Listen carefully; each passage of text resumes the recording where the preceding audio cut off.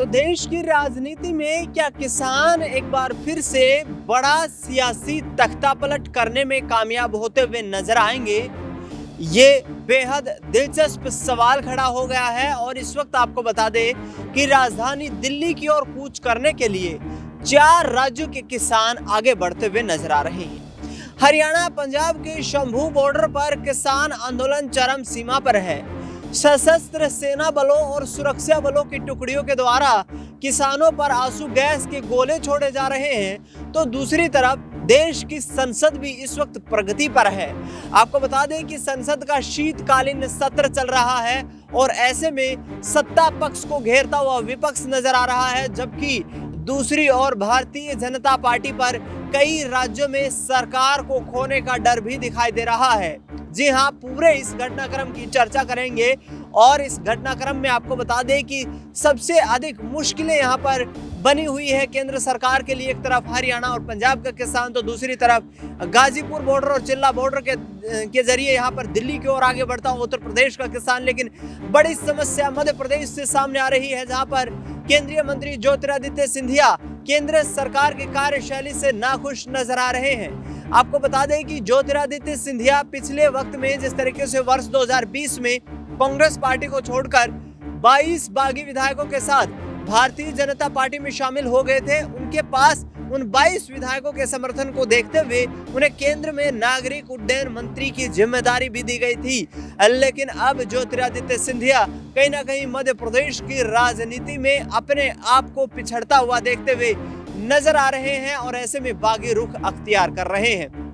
आपको बता दें कि मोदी कार्यकाल तीसरा चल रहा है और मोदी सरकार के इस तीसरे कार्यकाल की बात करें तो इससे पहले जो दूसरा टर्म था, जो दूसरा कार्यकाल था, उस दूसरे कार्यकाल में भी भारतीय जनता पार्टी की केंद्र सरकार में नरेंद्र सिंह तोमर, जो कि मध्य प्रदेश से आते हैं, इस वक्त मध्य प्रदेश विधानसभा के स्पीकर हैं, वो कृषि मंत्री होते थे। 13 महीने तक चला किसान आंदोलन, लेकिन नरेंद्र सिंह तोमर किसी भी निष्कर्ष तक नहीं पहुंच पाए और वही हश्र अब शिवराज सिंह चौहान का होता हुआ नजर आ रहा है।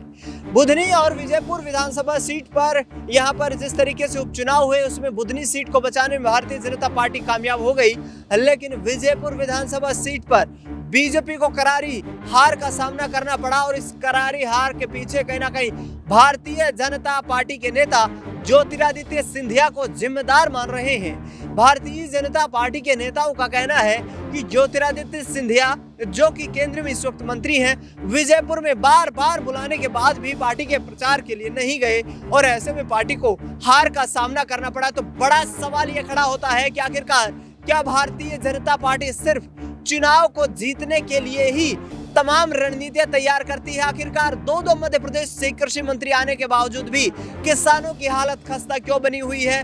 मध्य प्रदेश कांग्रेस पार्टी के अध्यक्ष जीतू पटवारी लगातार निशाना साधते हुए मोहन सरकार को निशाना बना रहे हैं। उनका लगातार ये कहना है कि नरेंद्र सिंह तोमर के वक्त में हमने देखा, अब शिवराज सिंह चौहान का वक्त आ चुका है, लेकिन मध्य प्रदेश का किसान आत्महत्या करने को मजबूर है।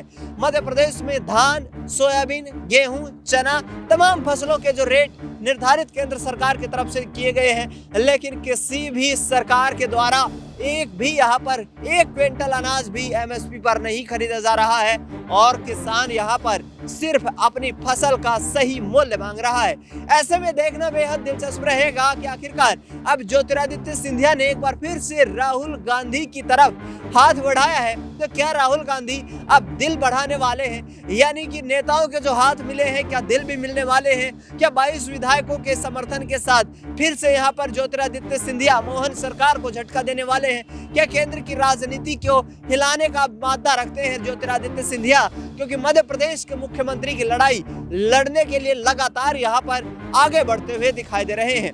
मध्य प्रदेश में देखा जाए तो इस वक्त ज्योतिरादित्य सिंधिया की जो परिस्थिति है वो यहाँ पर कमजोर नजर आती है और उस कमजोर परिस्थिति को एक बार फिर से मजबूत करने के लिए, एक बार फिर से यहाँ पर अपनी राजनीतिक पैठ को बनाने के लिए ज्योतिरादित्य सिंधिया अब बड़ा सियासी खेल करने की तैयारी कर रहे हैं। आपको बता दें कि जिस तरीके से गुना शिवपुरी पहुंचे थे यहाँ पर ज्योतिरादित्य सिंधिया, उनके साथ पार्टी के कई विधायकों की यहाँ पर मीटिंग भी हुई थी और उस मीटिंग के दौरान हमने देखा कि ज्योतिरादित्य सिंधिया राज्य और केंद्र सरकार से ही तमाम सवाल पूछते हुए नजर आए।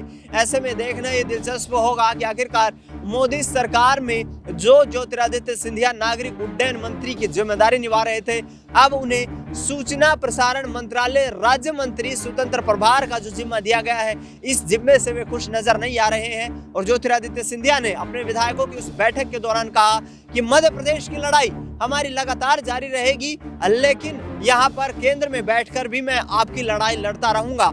लेकिन जिस तरीके से मनमोहन सरकार में केंद्रीय मंत्री की जिम्मेदारी यहाँ पर ज्योतिरादित्य सिंधिया निभा चुके हैं, ज्योतिरादित्य सिंधिया लगातार जो है पार्टी की तमाम गतिविधियों पर अपनी नजरें बनाए हुए हैं। क्या आगामी वक्त में किसान आंदोलन जैसे बड़े मुद्दे को देखते हुए, किसानों के बड़े मुद्दों को देखते हुए यहाँ पर बीजेपी को टाटा बाय बाय करने वाले हैं? क्योंकि ज्योतिरादित्य सिंधिया को वर्ष 2022 में ये उम्मीद थी कि उन्हें मुख्यमंत्री बनाया जाएगा। 2023 में मध्य प्रदेश में विधानसभा के चुनाव होते हैं और उन चुनाव में मध्य प्रदेश में ज्योतिरादित्य सिंधिया और शिवराज सिंह चौहान दोनों को साइडलाइन करते हुए यहाँ पर भारतीय जनता पार्टी मोहन यादव की मुख्यमंत्री के तौर पर ताजपोशी कर देती है। लेकिन आखिरकार जिस तरीके का माहौल दिखाई दे रहा है, ये वाकई गंभीर है। आने वाला वक्त यहाँ पर बीजेपी के लिए गले की फांस बन सकता है और गले की फांस को निकालने में किस तरीके से अब शिवराज सिंह चौहान अहम भूमिका निभाएंगे, ये भी देखना बेहद दिलचस्प रहेगा। उपराष्ट्रपति जगदीप धनखड़ का एक बयान सुनवाते हैं जिसमें साफ तौर पर वो किसानों के मुद्दे को लेकर शिवराज सिंह चौहान को फटकार लगा रहे हैं। सुनिए जरा। माननीय जगजीत सिंह डल्लेवाल से संयमित भाषा है, संजीदगी की भाषा है। उन्होंने पहले जो मैंने कहा उस पर अपना ध्यान केंद्रित किया। वो जिन संस्थाओं से जुड़े हुए हैं, एसकेएम और केएमएम, वो आंदोलित हैं। उन्होंने मेरी भावना को समझा और फिर माननीय कृषि मंत्री जी, उन्होंने कहा क्या है, उनका संदेश क्या है मेरे लिए?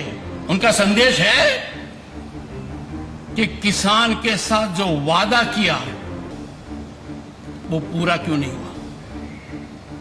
आपके लिए चुनौती है, जब कोई भी सरकार वादा करती है और वो वादा किसान से जुड़ा हुआ है,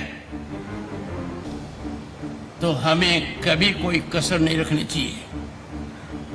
किसान हमारे लिए आदरणीय है, प्रातः स्मरणीय है, सदैव वंदनीय है। मैं खुद कृषक पुत्र हूं, मैं जानता हूं किसान क्या कुछ नहीं झेलता है और हमारा अन्नदाता है। क्या इस देश में 75 साल के बाद इतनी बड़ी बड़ी संस्थाएं हमने क्रिएट कर दी है और किसान आज भी अपने उत्पाद की कीमत के लिए तरस रहा है। कृषि उत्पाद कितना बड़ा व्यापार है। मैं चुनौतीपूर्ण प्रश्न करता हूं, आपकी संस्थाओं ने किसान को उसमें जोड़ने के लिए क्या किया?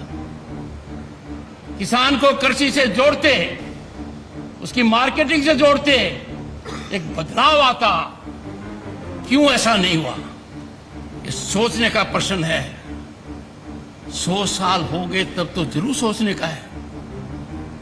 मैंने कई बार कहा है, ध्यान केंद्रित किया है, हमारा किसान अपने प्रोडक्ट के अंदर वैल्यू एड क्यों नहीं करे?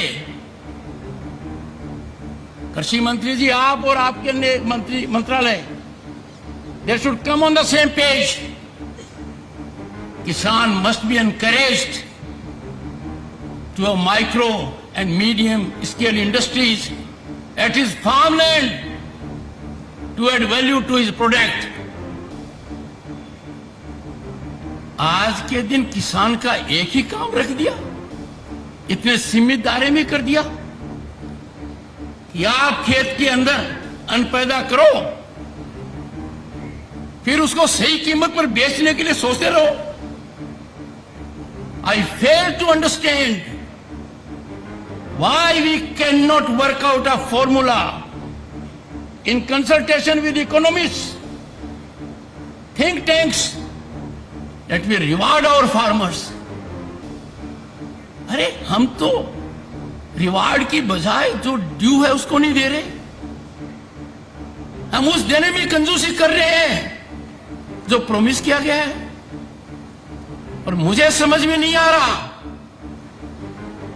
वार्ता क्यों नहीं हो रही है किसान से। प्रधानमंत्री जी का दुनिया को संदेश है, जटिल समस्याओं का निराकरण वार्ता से होता है। किसान से वार्ता अविलंब होनी चाहिए और हमें सबको जानकारी होनी चाहिए कि क्या